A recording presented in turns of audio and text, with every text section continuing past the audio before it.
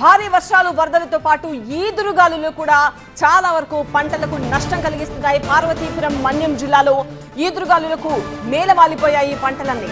అరటి మొక్కజొన్నతో పాటు వాణిజ్య పంటలకు తీవ్ర నష్టం వాటిల్లింది. పలు గ్రామాల్లో చెట్లు విరిగిపడ్డాయి.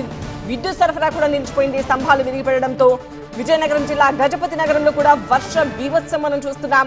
ఈదురుగాలులకు 38 కరెంటు స్తంభాలు విరిగిపోయాయి. దాదాపు ఆ ప్రాంతమంతా కూడా పూర్తిగా కరెంటు సరఫరా నిలిపివేశారు. పునరుద్ధరణ చర్యలు వేగంగా చేస్తోంది విద్యుత్ శాఖ. తమ్మారాయుడుపేటలో 18 గంటలుగా పవర్ కట్ కొనసాగుతోంది. ట్యాంకర్లతో కాలనీలో మంచినీటిని సరఫరా చేస్తున్నారు. అటు గంట్యాడ మండలంలో వాగులు పొంగి పొర్లుతున్నాయి. చంద్రంపేట దగ్గర కాజువేపై వరద ప్రవహిస్తోంది.